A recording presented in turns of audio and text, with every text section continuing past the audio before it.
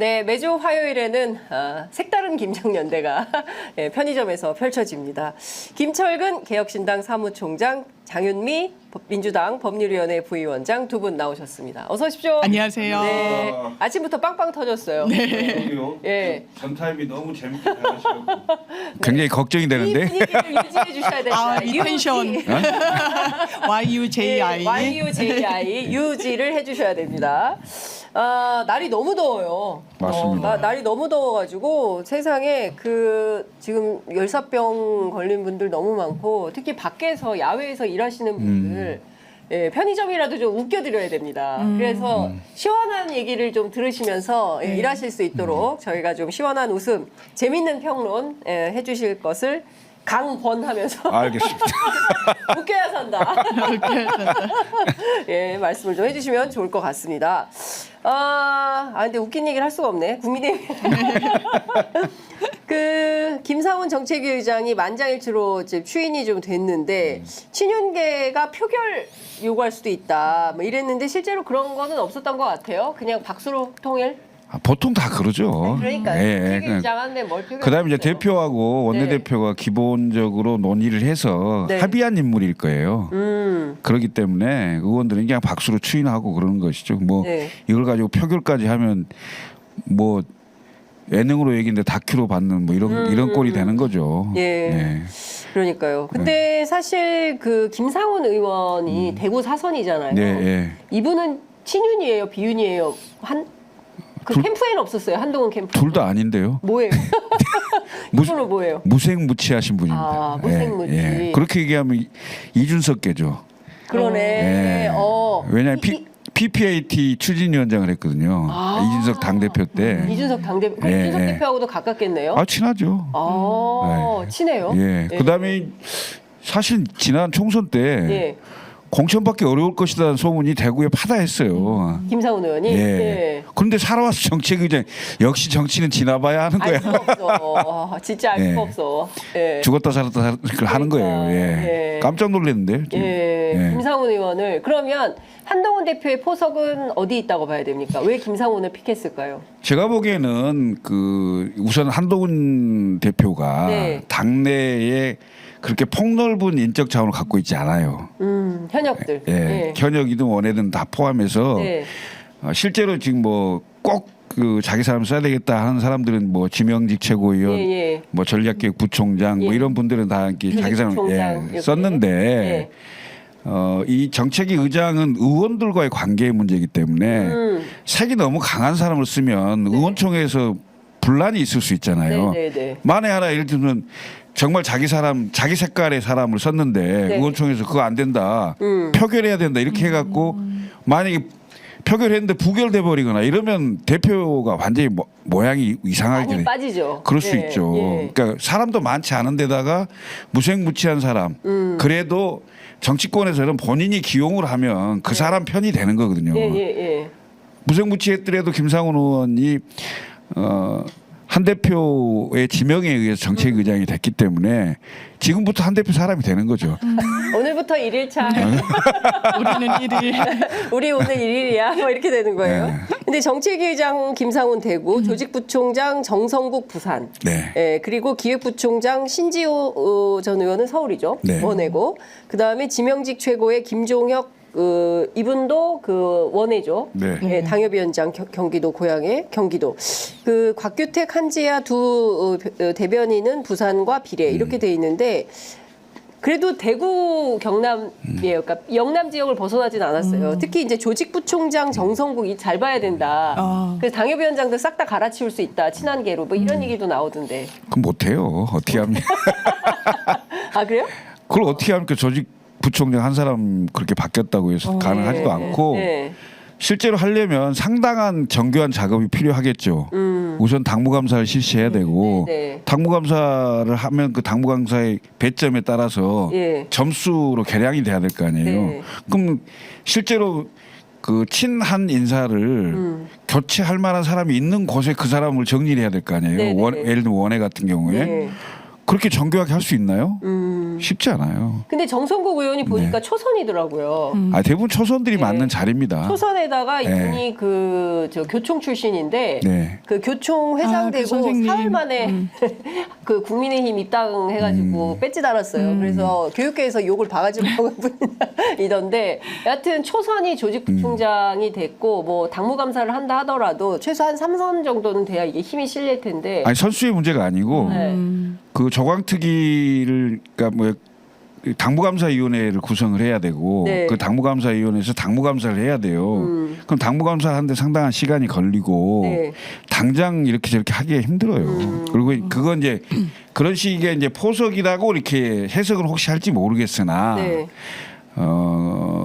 그 원외 위원장들을 그렇게 함부로 네. 하기가 쉽지 않을 거예요. 모르겠습니다. 이제 네. 이런 경우 있을 수 있겠죠. 다 내년 지방선거니까 네. 임기 2년인데 예. 내년에 예를 들면 이제 대통령 선거에 나오게 되면 내년 9월에는 그만둬야 돼. 1년 6개월 규정이 그렇죠. 있어서 예. 그 9월 전에 자기 사람을 좀 바꿔놔야 되겠다. 이런 생각을 하고 네. 좀 중장기적으로 올 하반기든 내년 초든 네. 그 당무감사위원회를 해서 뭐 바꿀 수는 있겠죠. 네, 네. 뭐 그런 생각을 할 수 있는지 네. 모르겠어요. 근데 뭐 뭔가 굉장히 새로운 접근을 할 것처럼 보였는데 윤석열 대통령 초반에 인사가 서우남이었잖아요. 서울대 50대 남성 이랬는데 한동훈 위원장도 5060 남성들이에요. 그리고 네. 대체로 영남입니다. 그러니까 국민의힘의 어떤 그 정당 색을 탈피해서 뭔가 새로운 시도를 하기에는 부족한 것 같아요. 예.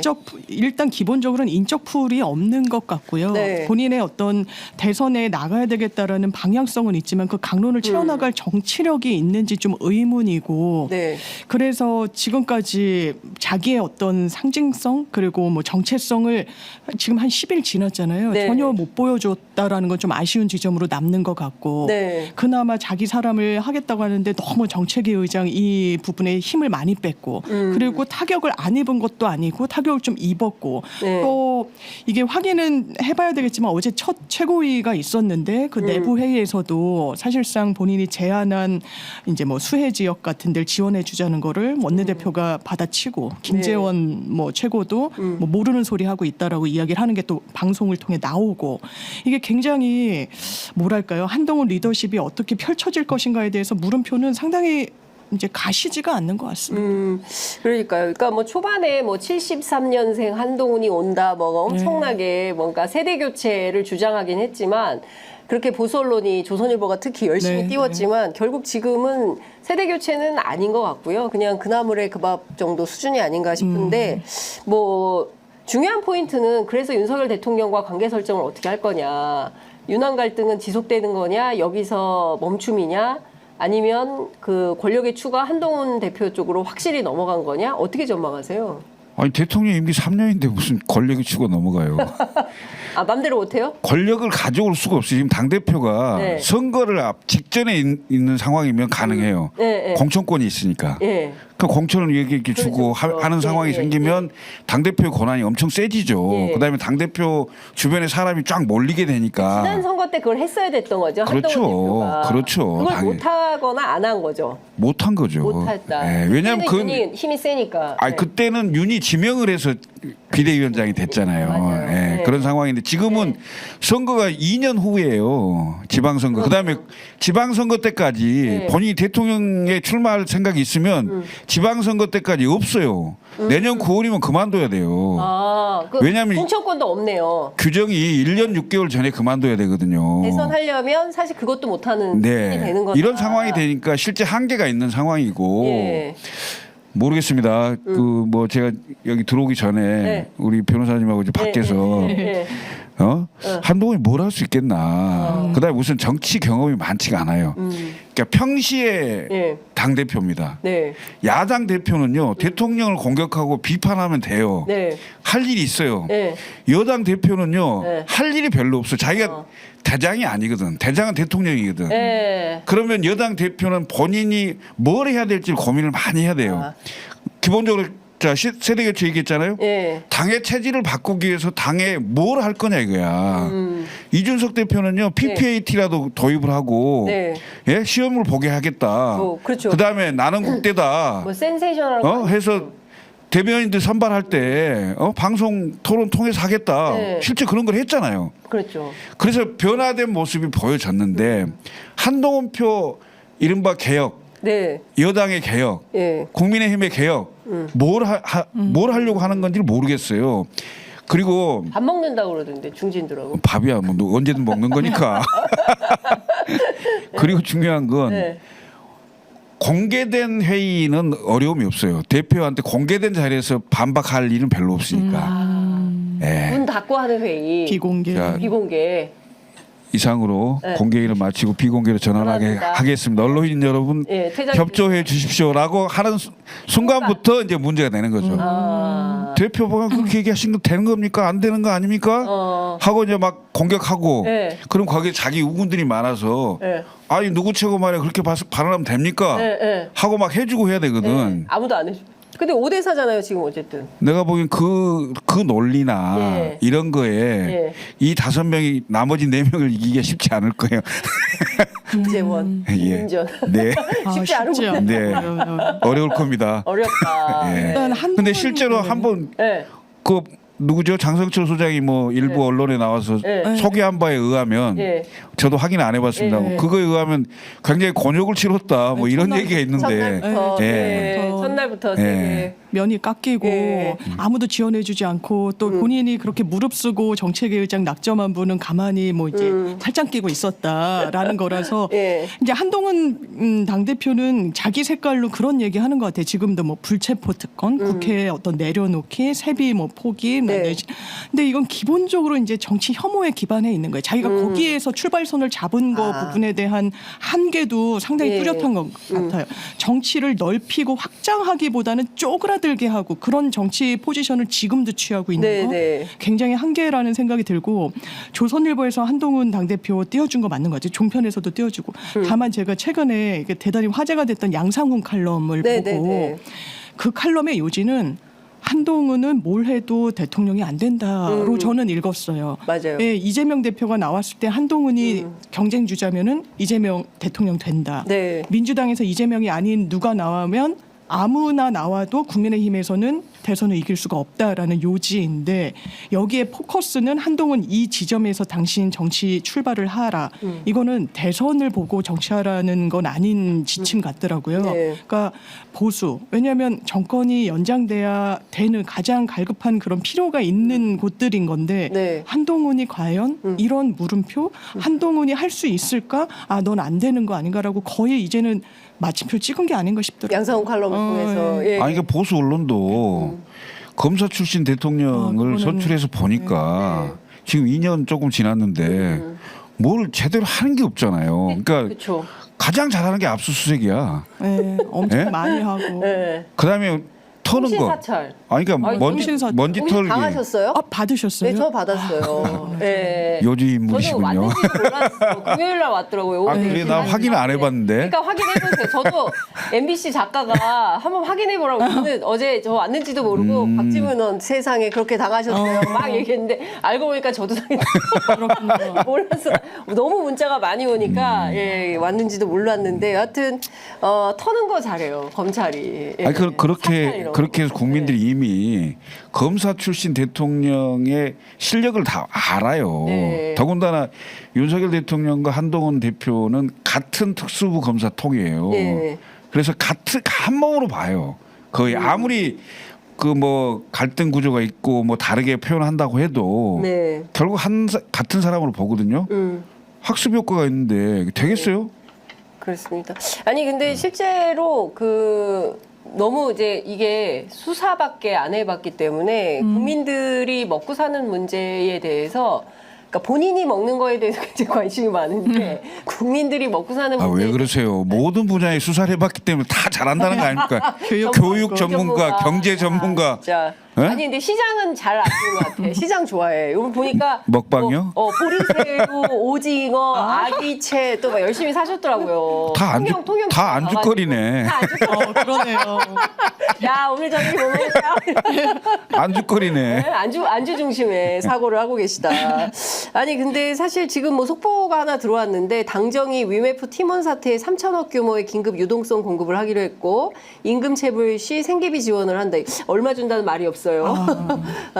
그리고 이 위메프 팀원 일반 상품에 대해서 금주 중에 이번 주 안에 환불 완료 지원을 하겠다고 하는데 사실 이거 여행 상품 물린 분들 너무 많거든요. 그렇죠. 예, 딸들이 환갑이라고 해서 애들이 월급으로 해서 지금 유럽 여행 보내준다고 했는데 이거 물려가지고 못 가고 계신 분들 이거 뭐 이번 주 안에 해결을 해준다고 하니까 그나마 다행인 것 같고요. 그 다음에 지금 어제 주가 폭락해가지고 완전 시총이 235조가 날아가고 난리가 났는데 안정을 곧 찾을 것이다. 예언을 합니다.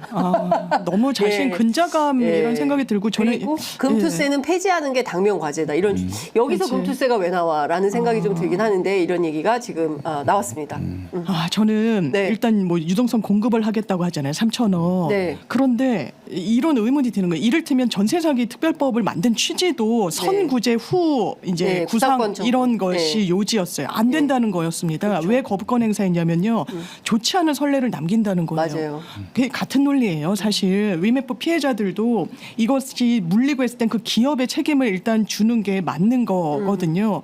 그런데 이때는 다른 선택을 하고 이때는 또 다른 이야기를 하는 게 일관성이 전혀 없고 네. 그렇다면 이 정책의 뭐 형평성이랄까요? 이런 걸 어떻게 할 건지 그냥 이슈가 더 크게 되고 이러면은 뭐 나라 돈을 풀겠다는 건지 이 원칙이 정말 전혀 없다라는 생각이 들고 그러면 전세 사기 특별법도 거부권 행사하지 마시고 민주당 빨리 다시 재발의해가지고 이거 마무리 지어야 되는 거 맞고요. 네, 이거 네. 사람들이 지금 극단적 선택을 하고 있는 이런 국면인데 진짜 좀 듣고 다행이지만 한편으로는 좀 한심하다 이런 생각. 아니 근데 일단 피해액이 1조 원이라는데 3천억을 어떻게 하라는 거예요? 그거는 일단 급한 불 끄겠다 뭐 이런 일단 취지고 그러니까 이게 사실상 이제 공적 자금을 투여하는 거잖아요. 네. 하는 건데 우선은 뭐 너무 아우성이 심하게 막 그렇죠. 예. 나오는 거니까 아니, 근데 일단 급한 불은 좀 1,700억 갖고 네, 뭐 튄 거는 그거는 다시 환원을 하든지 당연히 하겠죠. 해야 되는 거 아니에요? 그런 조치들이 예. 따라오겠죠. 예, 예. 우선 급한 상황에 대해서 예. 대응을 하는 정도라고 보여지고 네. 일관성을 기대하지 마세요. 그럼 그러니까 기대를 제가 하시니까 여기 아니 예? 그래도 일말에 장혜민 변호사 당황했습니다. 아니 무슨 철학이 있고 무슨 뭐 정책을 일관하기 아니잖아요. 그런 정부가 너무 많은 예. 걸 기대하나요, 우리 장혜민 변호사? 술 먹었을 때와 술 깰 때가 다르다니까요. 완전 일관성은 완전 없는 걸로. 완전히 다르다. 그러니까 아니 오죽하면 칼럼에 조선일보 칼럼에 그런 90대 뭐 노인이 윤 대통령은 술만 먹는다며 뭐 이런 얘기를 한다. 이게 진짜 이게 너무 심각하다 얘기를 하는데 왜냐하면 대통령 하면 꼭 술 얘기가 따라다니니까 저희가 그 얘기를 안 할 수가 없는데 아니, 저도 술 같이 먹어봐서 압니다. 그러니까 술- 어느 정도예요? 좀 술 잘 드세요. 그러니까 네. 아니 잘 드신다는 정도가 가늠이 안 돼가지고 아니 뭐 저도 이제 들은 얘기를 전달하기 곤란하고 네. 하여튼 그 제 울산 회동 할 때 네. 그 회동 다 끝나고 그 이제 비공개로 이렇게 앉아서 술 몇 잔 하는데 네. 잘하시더라고. 예. 제가 그 얘기는 들었어요. 이 그 글라스에 들어가 있는 물이 아니더라. 소주더라. 네. 그건 이제 선거 유세 때. 예, 유세 때 글라스에 물을 채우는 게 아니라 소주를 채워가지고 드셨다더라 이런 얘기를 아니요, 제가. 사실은 거의 중독 수준. 아니 그거 사실이잖아요. 그건. 아, 네 왜? 아니 목격자. 박근 총장님. 글라스가 아니고 컵이죠 컵. 컵, 예, 예, 물컵에 예, 소주를 따라서 마신 거죠. 예. 이거 하여간 유명한 일화가 많이 있다. 그래서 이제 여쭤봤는데 하여간 이 문제 긴급한 경제 현안들에 대해서는 당정이 그래도 이렇게 협의를 해서 뭐라도 하려고 하니까 그나마 다행이라고 해야 되는지 좀 지켜봐야 될 것 같습니다. 근데 사실 전세사기 특별법 얘기를 했는데요. 지금 보면 간호법, 전세사기 특별법, 개인종합 자산관리 계좌 납입 한도를 올리는 거, 뭐 K칩스법, 고준위 방사성 폐기물 뭐 저장시설 특별법 뭐 이런 거 그동안 민주당이 막 요구했던 거 이제 이거 하자고 하는 거거든요. 네. 간호법만 하더라도 아니 거부권 행사해놓고 이제 와서 다시 또 하는 거는 지금 이게 의사파 문제가 해결이 안 돼서 그러는 거잖아요. 그러니까요. 간호사들이 뚜껑이 많이 열리겠어요. 아, 이건 진짜 본인이 대선 후보 당시에는 사실상 약속을 했던 그렇습니다. 부분이 있고요. 공약이었죠. 예, 공약으로 뭐 육성으로까지 이야기가 이제 했었고 네. 이게 간호법이 뭐 의사들의 직역을 침탈한다 이게 아니라 지금도 무슨 체열을 약간 한다든지 이걸 그렇죠. 간호사들 못하게 돼 있고 의사들만 할 수 있도록 돼 있는데 의료 현장과의 괴리가 너무 크고 그럼 법적으로 안정장치를 해주자. 뭐 이를테면 의사들이 파업했을 때 간호사분들이 대체 인력으로 투입이 되면 네. 이걸 다 의료법 위반으로 걸고 했던 거예요. 네, 의사들이 예, 예. 그 빈자리를 채웠다는 이유로 이유만으로. 그러면 법적인 최소한 그리고 이제 생활 지원 이제 워낙에 고령화가 되다 보니까 각 거점 지역별로 이제 간호사분들이 뭐 입주하고 이러면서 네. 좀 만성 질환 같은데 많이 있으니까 뭐 당뇨나 뭐 여러 네, 고혈압 고혈압. 이런 걸 할 수 있도록 해주자는 게 가장 요지거든요. 요지 중에 이제 하나인데. 근데 저는 그걸 못 해주겠다는 이유를 잘 알기 어렵고 예. 그냥 민주당이 하면 반대를 하는 건지 저는 이제 거부권 행사는 이제 임기 끝날 때까지 하면 안 된다라고 생각합니다. 더 많이 할 건데. 네? 더 많이 할 건데 내가 보니까. 오늘부터 시작이던데 방송사법. 예. 아니, 그러니까 아니 저는 휴가 중에도 안 쉰다는 거예요 거부권은. 제가 보기에는 그러니까 이게 정치 실종인데요. 네. 그러니까 다수 의석을 갖고 있는 민주당에게도 저는 요청을 하고 싶은 게 있어요. 왜냐하면 본인들의 지지자들이 완전히 그 희망하고 소구하는 거기에 너무 이렇게 매몰되지 매몰돼 않았으면 있다. 좋겠어요. 네. 그러니까 그래도 고개를 끄덕일 수 있는 중간층 정도가 끄덕일 수 있는 예를 들면 노란봉투법도 네. 예를 들면 3조 의 경우는 오케이 할 수 있단 말이죠. 네. 근데 2조의 기업 활동이 너무 위축되는 상황이 생기게 하는 부분이 있잖아요. 2조 3조에서 3조는 억셉트하고 2조는 좀 병역이 그렇죠. 필요하다. 그러니까 그런 부분들을 네. 좀 고려해서 네. 그 협상도 하고 네. 야, 최소한 이 정도는 해줘야 될 거 아니냐라고 국민들에게 설득도 하고 네. 이런 방향으로 좀 전환을 해야 돼요. 근데 지금 예를 들어서 저 방송사법도요. 자. 지금 현재 방송법을 개정해야 된다는 거에 대해서는 동의를 해요. 대부분. 근데 민주당 방식으로 지금 방송사법 하잖아요. 네. 그건 반대하는 사람이 많아요. 지금 현재 통과된 안이 있잖아요.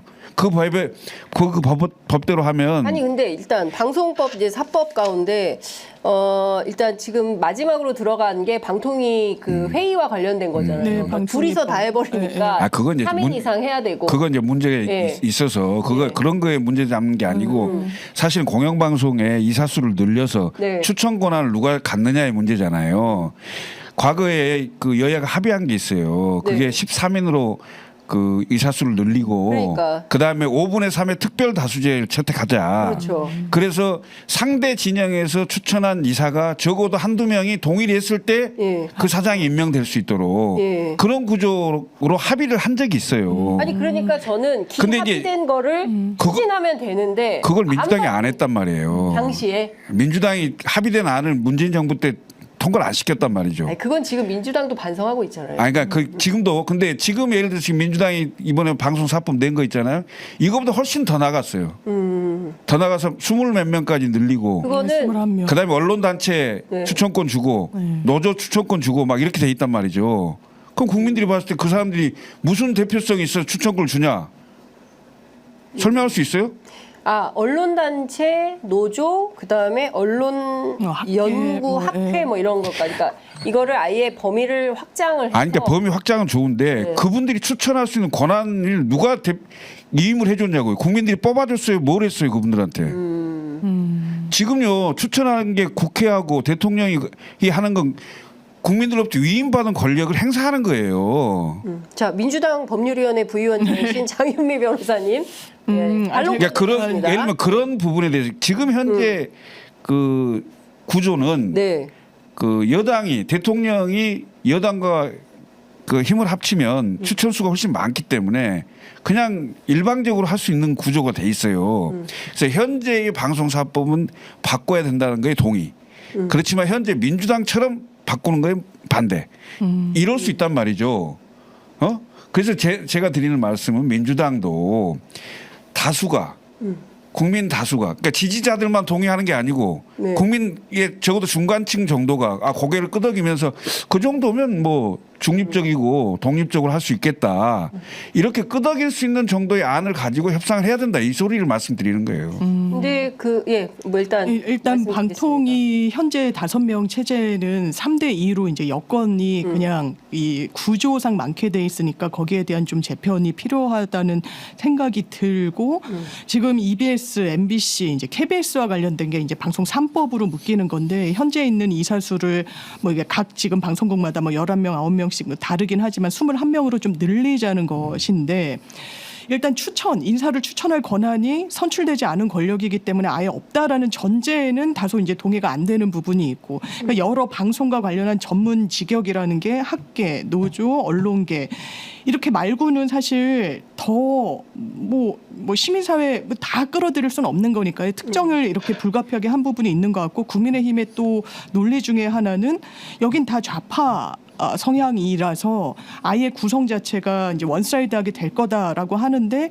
그 부분과 관련해서는 과연 그럴까라는 부분도 있고 그걸 이유로 논의조차 못한다는 게 말이 되나라는 생각이 있고 그렇다면 그 다른 직역에서도 이제 국회 추천이라고 하더라도 제가 이제 뭐 민주당 안에서도 뭐 추천해가지고 검증하고 뭐 국회 무슨 위원회 이런 걸 보면 실제로 당 자체 이제 의원들이 개인적으로 풀달못 다 갖고 있는 게 이런 게 아니다 보니까 뭐 여성 변호사에서 추천도 받고 어디서 그러니까 다 선출되지 않은 권력들이 이제 추천은 하는 거더라고요. 이제 사실 그 안으로 들어가 보면 그래서 저는 이 부분을 민주당이 과거에 논의하지 않았던 부분에 대한 지적은 새겨들을 부분이 당연히 있다라고 생각하고 과연 정권이 바뀌었을 때 국민의힘 입장에서 민주당이 먼저 선제적으로 할 거라고 생각할 것인가에 대해서도 물음표를 던지는 거에 고개가 끄덕거려지는 부분이 있는데 지금 실기하면 너무 방송이 왜곡되고 있다 보니까요. 더 이상은 기회가 없을 것 같다는 생각이 아니 그러니까 그 모든 논리가 민주당이 그래요.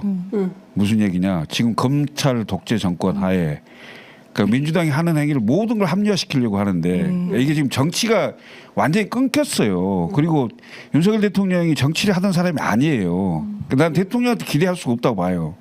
그럼 정치를 하는 분들께서 적어도 정치를 좀 풀어가야 될 거 아니에요. 그럼 계속 도돌이표로 국회는 통과, 대통령 거부권, 손해는 국민이. 네. 계속 이렇게 되거든요. 중간이 없으니까. 네. 제가 드리는 말씀은 예를 들어서 방송법을 개정하는데 국민 그다음에 중간층 정도가 아 그래 저건 누가 정권을 잡아도 중립적으로 할 수 있겠다. 예를 들면 지난번에 여야가 합의했던 13명으로 하고 5분의 3이 동의하는 예? 이렇게 되잖아요. 그러면 네. 야당 인사가 적어도 한 명이 그러니까 동의할 수 있는 이런 구조를 서로 동의했단 말이죠. 예? 특별 다수제라고 그래서 과반수가 아니고. 전 되게 이제 고개가 끄덕거려지는데 만약에 그 안으로 민주당이 냈으면 국민의힘이 받았을까요? 논의를 했을까라는 또 아니 의문은 만약에 들어요. 그 지금 안을 내잖아요. 그 안을 만약 그대로 냈는데 국민의힘이 반대하잖아요. 그럼 네. 역풍이 있을 그러면 것이다. 얘기가 되죠. 근데 지금 민주당 안대로 내놓고 하면은 너무 절대 얘기가 안 되죠. 안 되는 안을 가지고 통과시켜버리고 이미 합의됐던 안이기 왜 때문에. 거부권을 행사하냐 이렇게 나오는 그 도돌이표를 끊어야 되지 않냐 이 소리죠. 근데 이제 이런 것 같아요. 그러니까 정치의 실종은 확실히 맞고 그래서 여야 대통령은 이제 거부권 전문성이 있으신 분이니까 뺀다 하더라도 여야가 만나서 모든 법안들에 대해서 논의를 해야 되고 과거에 민주당 정부 시절에 추진했어야 됐는데 못했던 법안들 특히 이제 노조법 2, 3조 관련해서는 이게 특수고용직 노동자들이나 하청 노동자들이나 이제 그 단체 교섭을 해야 되는데 진짜 맞아요. 사장이 누군지 알 수가 없잖아요. 그리고 진짜 사장이랑 하려고 하면 교섭권이 없다라고 해서 그 무조건 불법이에요. 무조건 네. 불법이라고 하고 거기에 대해서 손배 가압류를 막 도대체가 감당할 수 없는 수준의 몇백억씩 물리니까 이 문제를 좀 해결해 줘라. 그러니까 진짜 사장을 찾는 법인 거잖아요. 그러니까 그런 측면에서 보자면 저는 국민의힘이나 보수 정당들도 이 노동자들의 어려운 형편들을 이번엔 좀 감안을 해서 협상의 문으로 조금씩 나와야 된다. 그래서 합리적인 안을 가지고 얘기를 해야 되고 경총이라든가 기업 쪽에만 옳다라고 생각하면 안 되고 이번에는 노동자 편에서 조금 협상력을 가져야 된다라고 생각을 좀 하고요. 또 이런 다른 게 있어요. 측면에서 방송법 조금만 설명을 좀 드리자면 특별다수제로 하면 좋죠. 이거 처음에 언론노조에서 제안했던 법이고 이제 이준석 대표도 그렇게 가야 된다고 생각을 했는데 이 자체에 대해서 반대하니까 그럼 아예 그냥 확 키워가지고 누가 그러니까 도대체가 누가 추천을 해서 당선될지 알 수 없는 정도까지 좀 파일을 키워보자 뭐 이런 차원의 접근이었던 것 같아요. 근데 그걸 다시 줄이면 13명 정도가 가장 적합하다. 이사 수는 공영방송 이사 수는 그렇다고 한다면 이거를 차제에 그러니까 통과시키면 된다고 최소한 생각해요. 여야가 당시에 합의했던 네. 안이 있었어요. 안이 있으니까 그렇죠. 그 안대로. 내가 보기엔 그 안이 가장 현재 모델로서는 그렇죠. 양쪽이 누가 정권을 잡더라도 예. 적어도 상대가 좀 용인할 만한 사람, 그렇습니다. 예. 그러니까 고개가 끄덕여져 있는 사람, 그런 정도의 사람을 공영방송의 사장에 앉힐 수 있도록 네. 그건 전 좋다고 생각해요. 그렇게 하는 거죠. 그러니까 예. 임명권을 대통령이 행사 못하게 할 수는 없잖아요. 네, 네. 임명권자. 예, 그런데 이게 그렇죠. 그 동의를 예. 상대가 좀 동의해 줄 수 있는 그런 사람을 추천해야 통과가 될 맞습니다. 거니까. 안 그러면 그러니까 통과가 안 될 거 이런 아니에요. 거예요. 그러니까 일종의 이제 합리적인 범위 안에 있는 사람인 거죠. 이쪽에서 보더라도 좀 괜찮고 괜찮은. 저쪽에서 그렇죠. 보더라도 좀 예, 예. 괜찮고 이 안에 있는 사람을 해야지 갑자기 이진숙, 김문수 이렇게 가면 어휴 이걸 어떻게 받아 이제 이렇게 되는 거 아니겠습니까? 깜놀. 네. 그래서 그런 차원에서의 접근이 좀 필요한 것 같다. 이런 말씀 주신 걸로 이해하고 넘어가도록 네. 하겠습니다. 이건 좀 어떻게 보십니까? 지금 뭐 노란봉투법 뭐 그렇게 됐고요. 네. 그리고 어제 그 양당 원내대표가 우원식 국회의장 주재로 여의도 식당에서 비공개 오찬을 했다는 건데요. 그러니까 지금 법안들 제가 쭉 아까 설명드린 대로 법이 굉장히 많은데 그러니까 내 법이 있고 네 법이 있는 것 같아요. 그러니까 이제 민주당에서는 양곡법, 한우지원법 뭐 이런 것들 빨리 해야 된다라는 거고 국민의힘은 간호법, 전세사기 특별법 뭐 쭉쭉쭉 말씀드린 네, 뭐 이런 네. 것들을 해야 된다라는 거니까 그러면 국회의장 주제에 다 모여봐. 그래가지고 어떻게 할까 논의를 했는데 이제 결론은 없는 거죠. 이게 네. 그러니까 참 바보 같은 분들인 게 뭐냐면 네. 우선 쟁점이 없는 민생 법안이 있을 수 있어요. 그렇죠. 그러니까 22대 국회가 출범을 하고 나서 그런 걸 통과시킨 게 거의 없어요. 맞아요. 네, 한 건도 예. 없다고. 예. 그러니까 그런 걸 우선 좀 통과를 시켜 주셔야 네. 여야가 그래도 머리를 맞대고 뭔가 일을 하는구나라는 국민적 인식이 있을 수 있는 거죠. 그렇죠. 근데 계속 쟁점 법안에 대해서만 밀어붙이게 하고 그 본회의장 나가버리고 이런 것만 보이는 거예요. 그리고 맞습니다. 그렇게 네. 통과돼서 오면 대통령 거부권 행사하고 제2요구에서 다시 부결되고 예.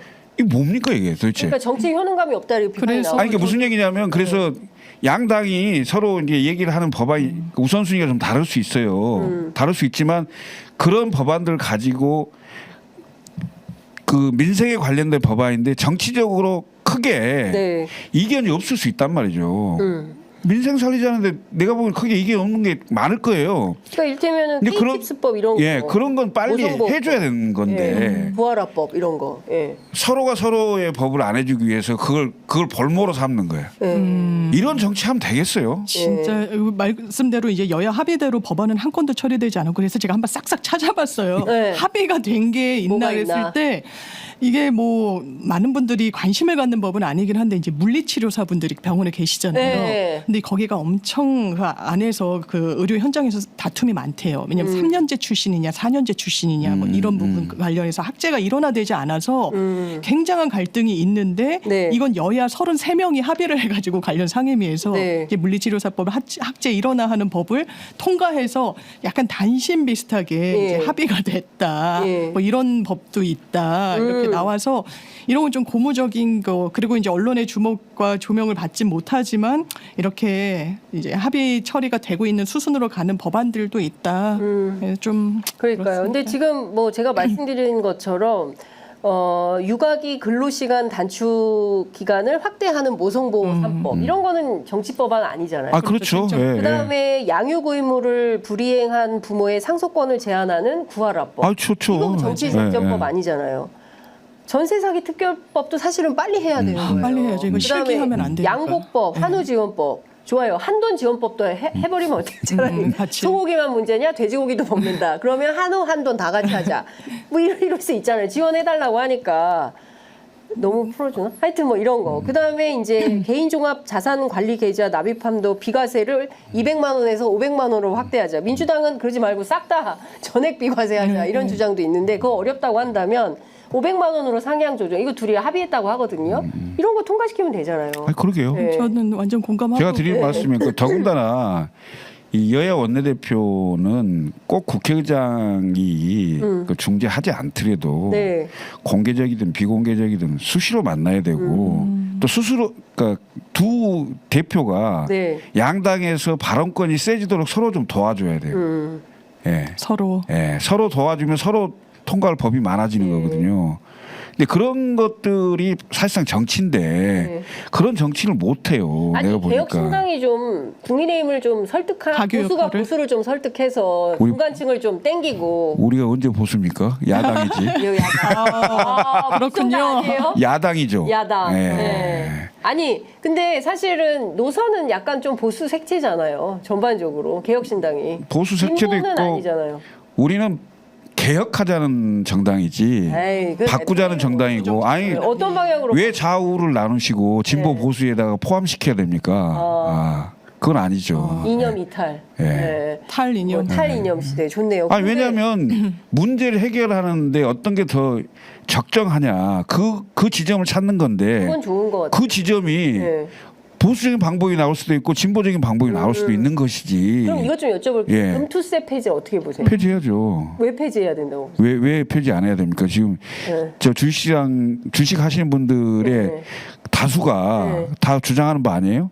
다수는 그런데 주장하는데 5천만 원 이상 아니 5천만 제가 원, 이 네. 경제 전문가 얘기를 들었더니 네. 이 정부에서 이제 글로벌 스탠다드 이야기를 하는데 소득 있는 곳에 과세하는 건 이제 대원칙이어서 그렇죠. 여러 이제 금융 선진국들에서도 그 제도는 유진하고 이제 맞습니다. 과세는 하고 있고 예. 이게 5천만 원 저는 이제 주식을 안 해서 잘 모르지만 예. 이런 금융 투자 상품으로 5천만 원이라는 적지 않은 이게 웬만한 사람 연봉인 건데요. 그렇죠. 그 수익을 올렸는데 아예 과세를 하지 않는 부분이 맞느냐라는 생각이 들어서 저는 이재명 대표가 이 부분을 뭐 유예하자고 얘기했을 때도 동의하지는 않았습니다. 네, 네, 동의되지 네. 않고요. 네, 네. 그래서 이 부분과 관련해서는 좀 동의. 아니, 그러니까 이런 것 같아요. 선진국 사례는 거의 없을 거예요 그 세금이. 아니요. 선진국들은 거래세는 관세를, 없애고 예. 보유세를 강화하죠. 아, 그러니까 그래서- 우리도 그 방향으로 가겠다는 거지. 그렇죠. 예. 그래서 5천만 원 1년에 5천만 원 이상의 소득을 거두면 20%를 세금을 부과하자는 게 지난번에 여야 합의로 합의 처리해가지고 내년부터 네. 적용하기로 한 건데 지금 뭐 주식시장이 어렵고 하니까 이것을 그 유예하자라는 게 이재명 대표의 판단이고 아예 폐지하자는 게 국민의힘 주장인 건데 근데 이게 이렇다는 거예요. 정치인들 취재해 보면 이게 실제로 내는 대상은 한 14만 정도 네, 정말 안팎이라는 적은. 거예요. 근데 1,400만 그 주식을 하시는 개미 투자자들이 나도 1년에 5천만 원 벌 수 있다. 나도 라는 1억 원 벌 수 있다라는 그런 희망을 희망. 갖고 있대요. 그래서 이런 분들이 보유세는 5천에서 1억 정도까지는 세금 안 내는 걸 해달라라고 요구를 하기 때문에 이게 14만에 해당하지만 1,400만의 유권자 표가 있기 때문에 이거를 폐지 또는 유예하는 쪽으로 가닥을 잡으려고 한다. 근데 실제로 정상적인 그 과세 정책의 조세 정책에 따르면 이거는 그 실제로 소득이 있는 곳에 과세를 해야 되는 거기 때문에 그런 차원에서 근본적인 조세 형평주의를 흐트러뜨리지 않는 차원에서는 이거는 법을 만들어야 된다라고 이제 경제학자들은 얘기를 하더라고요. 그러니까 모든 정책은 네. 특히 경제 정책은 경제가 상승기에 있느냐, 침체기로 가느냐 이 기본적인 판단을 해야 돼요. 네. 그래서 상승기로 갔을 때는 가능하면 그 노동 정책이나 이런 것도 많이 풀어줘야 되고 침체기로 갔을 때는 기업이 좀 기업 활동을 잘할 수 있도록 오히려 그쪽에 좀 보호를 해줘야 되고 이런 기본적인 큰 틀의 생각이 좀 있어야 돼요. 흐름을 타야 된다. 예. 네. 근데 지금 예를 들면 경제가 안 좋고 어려운 상황인데 오히려 기업을 막 옥죄고 기업 활동 못 하도록 하고 막 이런 식의 그 압박을 주는 법이 된다든가 이런 것은 그게 아무리 옳다 하더라도 지금 시점에 그걸 꼭 해야 될 타임이냐 이런 것들은 잘 판단할 필요가 있다 이거죠. 특히 정치를 하는 집권을 하려고 하는 세력은 특히 더 그렇습니다. 예? 그러니까 그런 거 판단 없이 그냥 이건 해야 되니까 막 이렇게 막 밀어붙이고 이게 아니라는 거죠. 아니 지금 기업이 아니라 노동자들이 죽겠어. 아, 그러니까 제가 드리는 말씀은 살기가.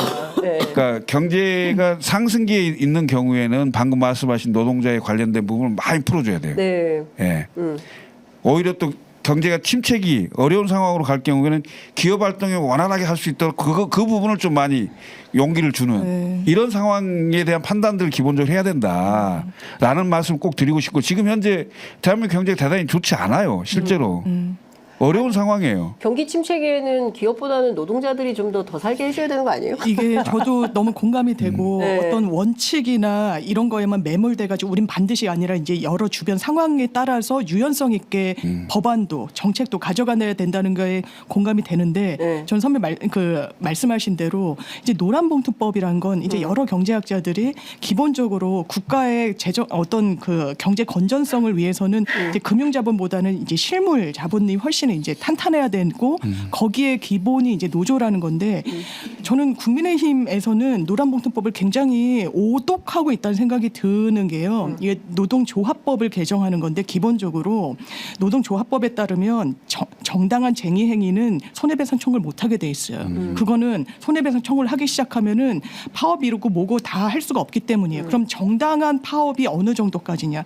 지금 뭐 위험에 외주하다 뭐다 해서 하청, 비정규직 다 이러는데 이 사람들은 아예 교섭권이 없어요. 그 원청 회사와 교섭할 수 있는 권한이 없거든요. 자기의 근로관계 개선을 위해서 파업하더라도 무조건 불법이에요. 그러니까 손해배상 하는 거예요. 김문수 씨 같은 사람이 이 손해배상으로 어떻게든 끝장을 봐야 된다라고 이야기가 나오는 게 그런 맥락이 있었던 거예요. 그러면 사측은 어떻게 하나요? 손해배상을 합니다. 그런데 막 10억, 100억 이렇게 되잖아요.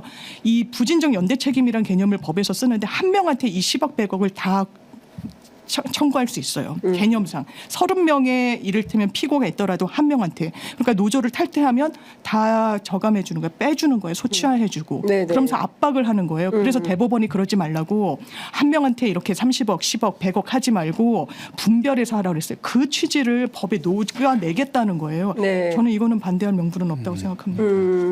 하여간 지금 뭐 이제 그 세법 개정안과 관련해서는 기합의된 거를 다시 돌리려고 한다는 것에 대해서는 납득 불가다라는 게 민주당 국회 기재위원들의 공통된 의견인 것 같아요. 다만 5천만 원에서 1억으로 늘리는 거 이후에는 안 된다. 그런데 5천에서 1억으로 늘려주는 거 요거는 별로 그 세금에 큰 차이가 없대요. 그래서 이거는 오케이다. 그래서 이런 노선으로 한다는 것 같아요. 그렇지만 이후에는 안 된다. 이거 가야 된다. 예. 보통 사람들이 1억까지 벌 생각을 많이 못하나 보죠. 이런 뭔 숫자야.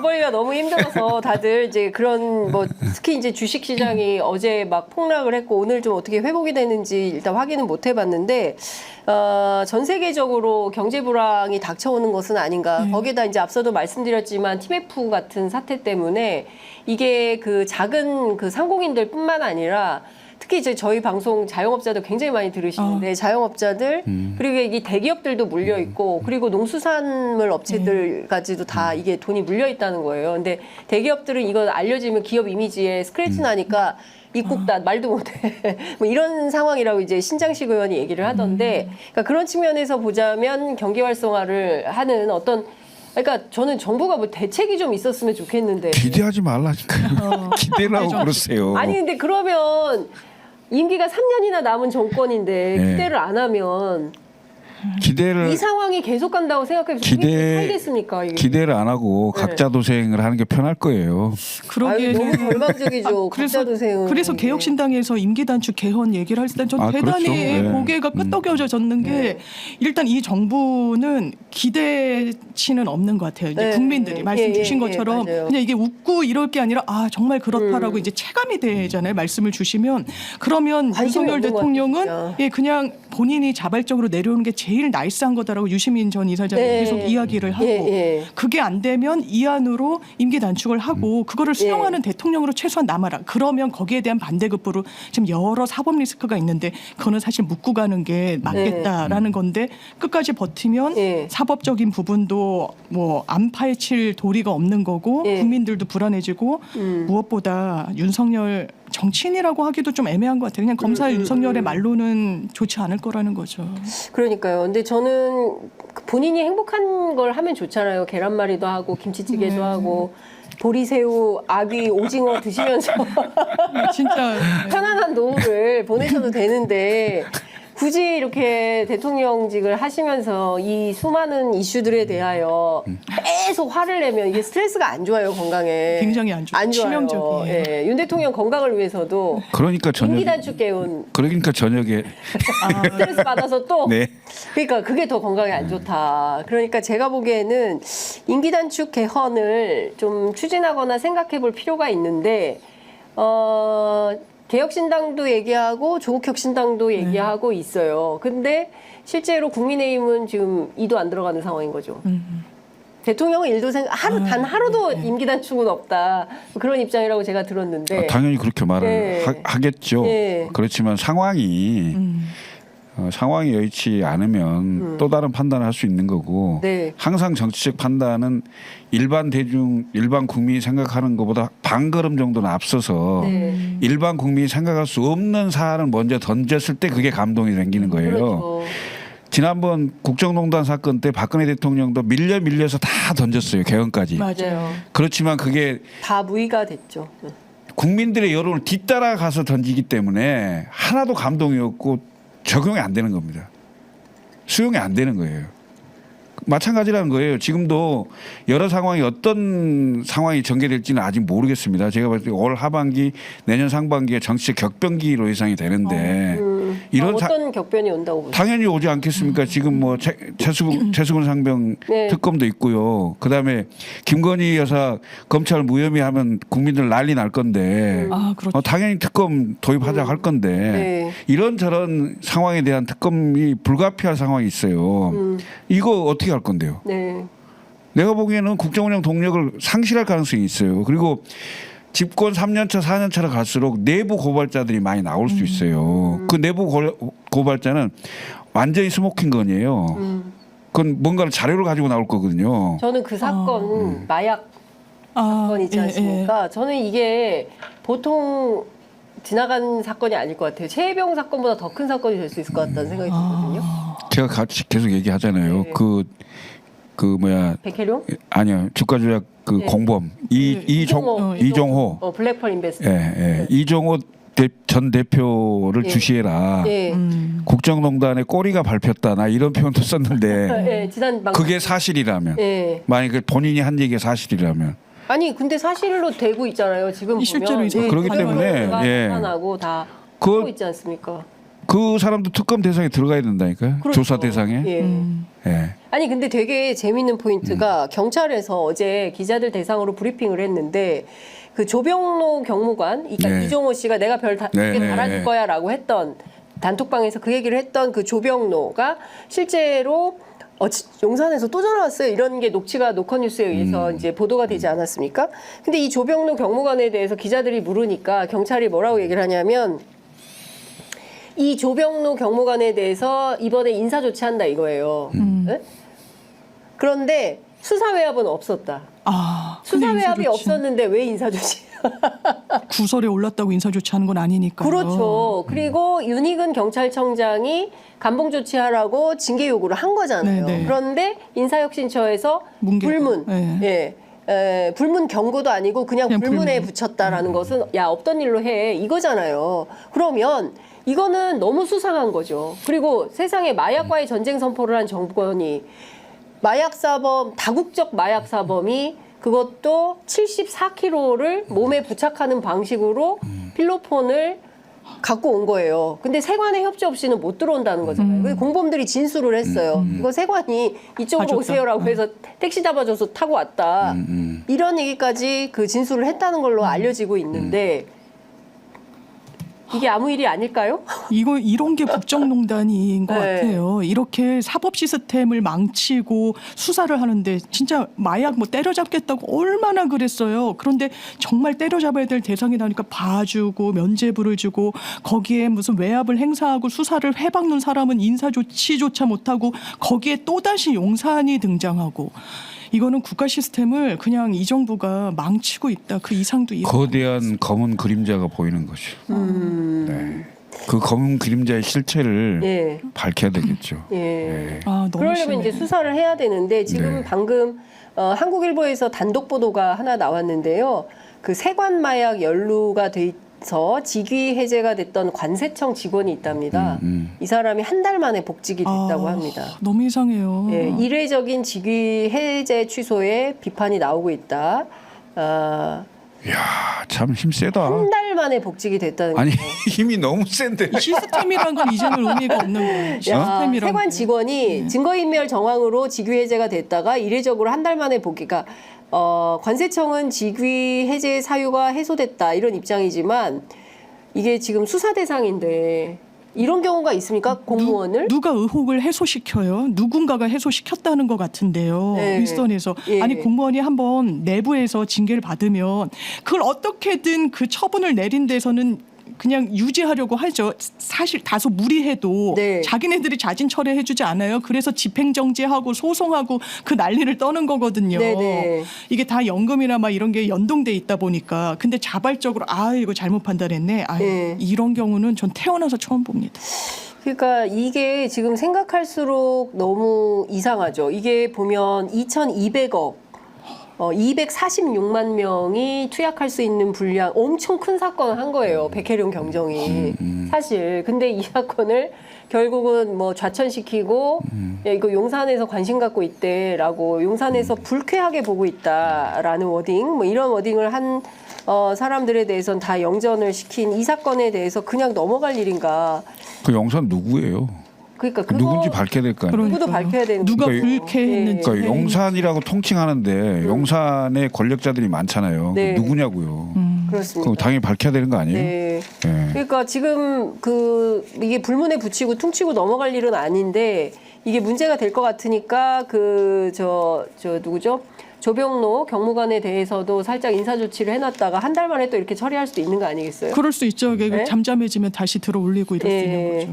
그러니까 이런 방식으로 일 처리가 계속 지속되는 것에 대해서 국민들이 이게 나라냐라는 소리가 또 나올 수밖에 없는 거 아니겠습니까?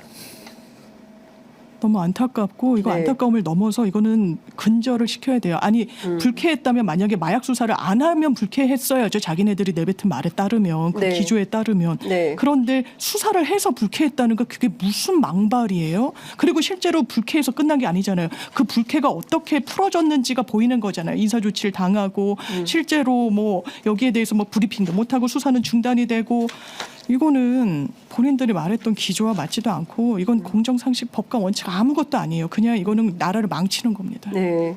그러니까 이런 겁니다.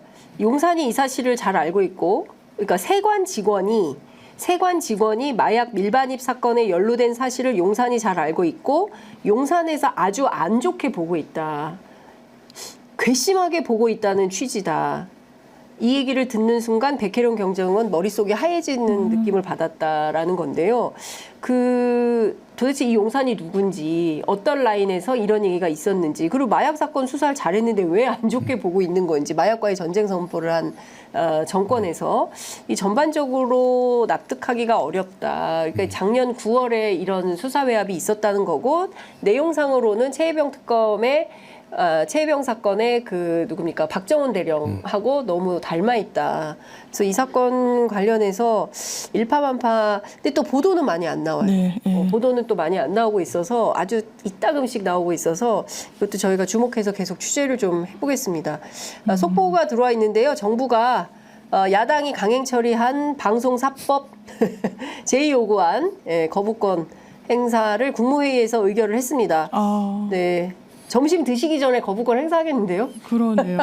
네, 10시 40분. 아니 의결했으니까. 네, 바로 그냥. 매주 화요일 날 10시에 국무회의가 하잖아요. 하죠. 그러니까 대통령은 휴가가 있는데 그 국무회의에서 한덕수 의결해서 총리가, 네. 대통령한테 얘기하면 대통령이 국무회의 의결을 받아서 네. 그 거부권 행사하는 걸로 네. 그런 오늘 형식을 그런 형식으로 하겠죠. 네. 갑자기 점심 메뉴는 뭘까? 오늘은 또 뭐 하고 드실까? 아니 그게 아니고 휴가 중인데요. 뭐 아무도 안 볼 텐데. 아무 때나 그냥. 이게 뭡니까? 진짜 참 걱정입니다. 방금 또 단독 보도가 하나 나왔는데요. 윤석열 대통령이 분기마다 국정 브리핑을 한다. 이달 말에 두 번째 브리핑을 한다는 건데요. 잘 아시는 것처럼 첫 번째 브리핑은 석유. 영일만에서 석유가 나온다. 그런데 또 이 항만이 영일만이 채택이 안 됐어요. 부산항으로 간다 해서 포항 사람들이 뿔딱지가 났습니다. 영일만에서 석유 난다고 해놓고 그 항만은 또 부산항으로 가. 그럼 우리는 뭐냐? 포항 사람들은 뭐냐? 이런 또 비판이 나오고 있는데 두 번째 국정 브리핑이 뭐가 될지 정부에서는 교육, 노동, 연금, 의료 4대 개혁 그리고 저출생 과제 이런 것들을 두루두루 담아서 발표를 한다라는 내용인데요. 어떻게 보십니까? 저는 한심하다고 봅니다. 일단 연금 개혁 꺼낼 자격이 되나요? 윤석열 대통령이요. 민주당이 본인들이 낸 안 받겠다 그랬어요. 그리고 이게 하루에 거의 뭐 1년에 수조 단위씩 그게 적자가 쌓이다 보니까 제가 조선일보 사설에서 대단히 좀 눈길을 끄는 게 이제 우리는 민주당을 믿고 갈 수밖에 없다는 취지가 있었어요. 국민연금 이슈와 관련해서. 왜냐하면 더는 기대할 게 없으니까. 그냥 보이콧 논의 안 한다. 뭐 이재명 대표가 받겠다고 해서 싫은 거예요? 뭐예요? 이거는 뭐 브리핑 해가지고 만약에 언론과 관련해서 직접 소통하고 스킨십을 넓혀가면은 옹호 여론이 높아질까? 아닙니다. 근본부터 고치지 않으면요. 정부 이 윤석열 대통령 지지율 회복이란 건 불가할 겁니다. 뭘 기대하고 그걸 물어보세요. 그래도 계속 오늘 뭐 기대를 갖고 있는. 아니 저는 기대를 합니다. 그래도 대통령이잖아요. 그렇죠. 예. 아니 이미 대통령의 자리에 올라옴으로 인해서 네. 윤석열 대통령은 본인 인생의 마지막 목표를 이뤘어요. 예? 누리기만 하면 된다고 생각했는데, 그러니까 제가 몇 번의 방송에서 얘기를 했지만 대통령이 돼서 뭘 하고 싶은지를 저는 모르겠어요. 없었던 것 같아요. 네, 이 나라를 어떻게 끌고 가고 싶은지. 예? 대통령이 돼서 본인하고 경쟁했던 상대만 죽이면 상대 털고 상대 압수수색하는 것이 목표인지, 정말 국민들이 경제적으로 괜찮고 뭔가 새로운 성장 동력을 찾아서 사업도 잘할 수 있고 뭐 일하면 일한 만큼의 뭔가 대가를 받을 수 있는 이런 나라로 한 걸음이라도 좀 가보게 하려고 하는 생각이 있는지, 만약 그렇다면 뭔가 개혁을 실제로 하고 싶은 생각이 있었으면요, 그 개혁을 하기 위해서 야당도 설득해야 될 거 아니에요. 국회를 통과해야 되니까. 야당 설득합니까? 압박만 하지? 야당 설득하고 심지어는 국민도 설득해야죠. 우리가 이러이러한 게 가야 앞으로 우리가 이러이러한 정도의 몇 년에 이런 효과가 있습니다.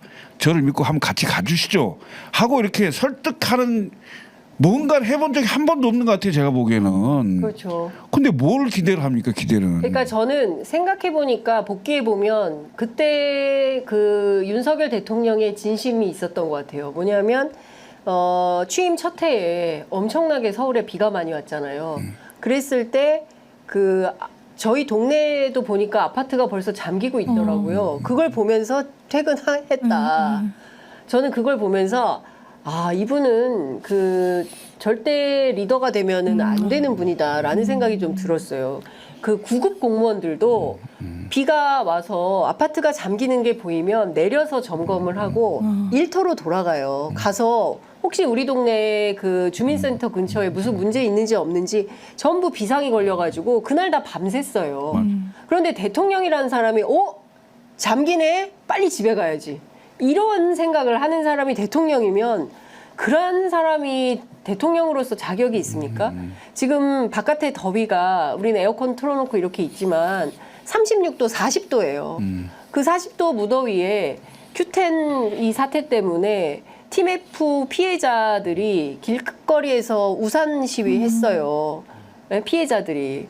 그런 사람들의 고통을 알면 휴가 가서 지금 아기포에 이거 먹게 생겼습니까? 보리새우가 넘어갑니까? 지금 잠이 옵니까? 그리고 다 압수수색해. 이런 방식으로 정치를 하니 어느 국민들이 지지를 할 수가 있겠습니까? 기본적으로 공감 능력이 없어요. 정치적 공감 능력이 그냥 제로예요. 그거는 본인의 어떤 개인 캐릭터 그 뭐 자질 이런 부분도 있겠지만 이 검찰이라는 업으로 평생 커리어를 쌓아왔다는 그 한계도 전 분명히 있는 것 같아요. 일단 남을 단죄해야 되고 의혹의 눈길로 봐야 되고 나는 맞지만 나는 항상 절대 선일 수밖에 없어요. 수사 자체가 그렇습니다.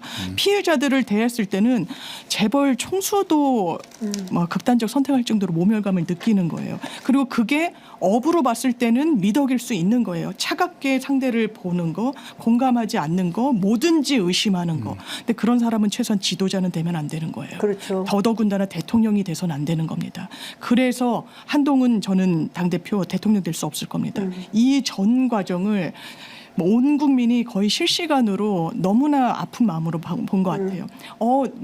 이 비가 올라오고 있네. 이런 워딩이 그냥 대통령실 발로 나온 겁니다. 언론을 통해 알려진 겁니다. 네. 그냥 사실이 혼잣말 비슷한 건데. 그리고 이태원 참사 현장에 가서도 그러니까 여기서 뭐 그랬다는 말이지. 내진탕이 네. 그래서 여기서 이루어졌다는 거지. 이거는 사람이 사람에 대해서 지도자가 국민에 대해서 취하는 태도가 되어서는 안 돼요. 네. 되어서도 안 되고 저희는 너무 낯선 광경을 봤던 거예요. 최소한 그런 마음이 들어도 그런 식의 태도를 보였던 정치인들은 없었던 것 같아요. 근데 윤석열 대통령은 거기에 대한 두려움도 없어요. 왜냐하면 국민을 무시하니까요. 네. 다 자기보다 아래로 볼 겁니다. 왜냐하면 평생 그렇게 살아왔으니까요. 다시는 그런 어떤 과오를 국민들이 범하면 안 된다는 생각이 근데 듭니다. 지금 생각해 보면 이게 경제면 경제, 외교면 외교, 안보면 안보, 정치면 정치.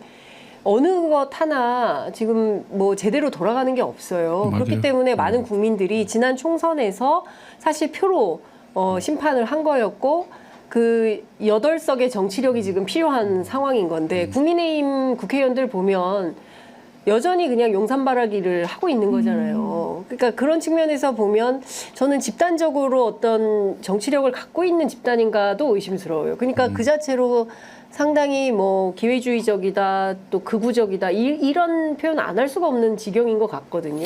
그러니까 사실은 보수 정당이 없는 거예요, 네, 대한민국 제대로 보수라고 된. 보기도 네. 어려워요. 국민의힘은. 그러니까 이게 참 아이러니한 게 네. 보세요. 그 일주일에 한 번씩 나오는 여론조사 결과를 보면 네. 지금 이 상황에서 국민의힘이 여론조사가 더 잘 나와요. 그것도 참 아이러니해요. 네. 네. 이제 그런 것도 그 아까 제가 이제 뭐 정치가 그 실종이 됐고 뭐 이런 얘기를 쭉 했습니다만은 네. 야당이 굉장히 역할이 중요해요. 저도 그러니까 그런 야당이 본인의 적극적인 지지층에만 소구하는 이걸 조금 더 넓혀야 돼요. 넓혀서 뭔가를 해야 되고요. 그다음에 그 청문회 막 계속 하잖아요. 이것도 결국은 양치기 소년 된다고 내가 몇 번 얘기를 했는데 국정조사 빨리 할 건 해야 되고요. 그다음에 어제 조국혁신당에서도 국정조사 요구했습니다. 그다음에 그 경찰 그거 있잖아요. 그건 별건으로 국정조사를 할 수도 있어요. 기룡 아까 사건, 네. 네. 세관마약, 예, 예. 그건 벽두로 그러니까 해야죠. 그런 것들이 많은데 네. 자꾸 그냥 본인이 위원장으로 있는 상임위에서 뭔가를 하려고 하는 그런 욕심 좀 버렸으면 좋겠어요. 예? 개혁신당이 좀 적극적으로 좀 나서서 정부 아니 저희는 다 얘기를 하는데 네. 세석이라서 네. 실제로 해석의 힘을 좀 보여주세요. 법안 제출도 안 돼요. 그러네요. 예, 그러네. 법안도 열 석 이상이 돼야 되는 상황이어서 7명을 좀 설득을 해야 되겠네요. 설득을 하려면요. 네. 그 법안의 그 중요한 정체성이 훼손될 수도 있어요.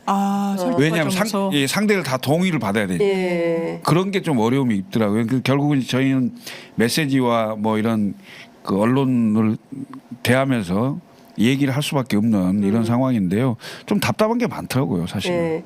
그러니까 저는 조금 이런 것 같아요. 뭐 여름이라서 다들 무더위에 지치고 이런 것은 사실이고 휴가도 못 가고 다들 국회의원들도 다들 좀 예민해 계시더라고요. 왜냐하면 지금 상황이 계속 이렇게 가니까 그래서 어떤 정치의 효능감 그다음에 어떤 돌파구가 마련이 되어야 된다. 근데 이게 뭐 타협적으로 타협하라는 게 아니라 좀 묘수가 필요한 국면은 맞고 그다음에 여기에서 정치 리더들이 보다 더 적극적으로 현명하게 국민들에게 공감을 좀 얻어내면서 함께 여론을 조직하고 힘을 모아가는 그런 방식의 정치의 내용이 갈급하다. 거기에 뭐 개혁신당도 좀 같이 당연히요. 동참을 해야 된다. 그럼요. 네, 예, 저희야 하는 뭐. 네, 네. 말씀을 좀 드립니다. 여하튼 사실 그 힘겨운 나날들이 좀 지나가는 것 같아요. 그러니까 뭐냐면 대통령이 먼저 좀 바뀔 생각을 하고 총선 이후에 자기 스스로 변화하면서 뭔가 좀 협치를 해야 되는데 딱 한 번 이재명 대표 만나고 그다음 뭐 다음에 뭐 국회 사랑제에서 만납시다라고 하고 연락 두절 상태인 것 안 만나고 같고, 있으니까. 예, 그리고 나서 또 뭐 좀 아무런 액션이 없어요. 그리고 그 이준석 대표에 따르면 앞말하고 뒷말이 확실히 다른 분이라면서요. 앞으로는 뭐 100년에 한 번 나올 만한 대표다라고 하고 뒤에서는 이땡땡 저땡땡. 욕을 아, 이분이 욕도 좋아하셔. 술만 좋아하는 게 아니라. 욕을 잘하시는. 욕을 잘하시는 것 같아요. 예. 뭐 하여튼 뭐 기자들 사이에서는 뭐 그런 얘기를 해줘요. 정치인들이 조사 빼고 다 욕이다. 그 상당히 어렵다. 예, 처음에 정치인들이 그분 만나면 힘들다. 낯설다. 네, 낯설다. 예, 그런 분이 별로 없었다. 정치인 중에는 이제 이런 얘기들 합니다. 아니 그러니까 이렇게 공개됐거나 아니면 네. 그 앞에 면전에서는 좋은 얘기만 다 해요. 예. 스타일이. 예, 좋은 얘기 전혀 단 일도 나쁜 얘기는 없어요. 없습니다. 예. 그런데 이제 그 다음이 중요하죠. 그 다음에는 온갖 짓을 다 합니다. 뒤로는 뒤에서. 네. 야. 그런 게 무서운 이번 사람. 그게 뭐 무서운 아니 이번에 사람이에요. 그 한동훈 대표하고 네. 대통령 그 만났잖아요. 독대했다잖아요. 네, 네. 그때 한 시간. 대표님 마음대로 하세요. 네. 이랬을 거 아닙니까? 예, 예. 아이고 권한입니다. 그러니까 내가 해도 되는구나 이렇게 네. 생각했는데 저녁에 비서실장 보내서 위임시키라 이렇게 했다가 한 거 아니에요? 예. 그리고 사실은 그 문자 파동이 있을 때 일주일 만에 그만두라고. 그러니까 아무 때나 야 너 그만둬 이렇게 할 수 있다고 생각하는 거잖아요. 한동훈 위원장에 대해서 본인이 임명했으니까 이 면직 권한도 본인에게 있다고 생각을 해서 그만두라고 아무 하면 때나 너 그만둬야 그만둬라고 할 수 있다고 생각. 이거 기본적으로 민주주의자가 아닌 거죠. 아니에요. 반민주주의. 절차가 없는 거예요. 그러니까 제도적인 법과 제도에 따라서 뭘 한 거지? 수사만 했나? 야, 그러니까 진짜 그동안 이런 정치는 못 봤어요. 진짜. 그러게요. 예. 우리 국민들이 많이 힘든 것 같습니다. 날은 덥고 화는 나지만 이슈는 차고 넘치니 저희들이 또 계속 달려가지 않을 수가 없다라는 생각이 좀 듭니다. 오늘 좀 길게 모셨는데 네. 힘드셨어요? 아니 괜찮습니다. 저는 너무 의미 있는 자리예요. 정말 토론과 이렇게 공감이 되는 자리. 그러니까요. 저희가 여러분들과 함께 공감의 폭을 좀 넓혀가면서 상식적인 대한민국 만들어야 되지 않겠습니까? 예, 그래도 아이들은 좀 건강한 나라에서 건강한 리더십이 있는 그런 사회에서 키워야 되지 않겠습니까? 이제 그런 차원에서 저희가 진짜 발바닥에 땀나도록 취재 편의점이 열심히 취재해서 여러분들께 많은 정보 내용 알려드리려고 더욱 노력하겠습니다. 자, 오늘 두 분 말씀은 여기까지 듣도록 하겠습니다. 감사합니다. 네, 고맙습니다. 고맙습니다.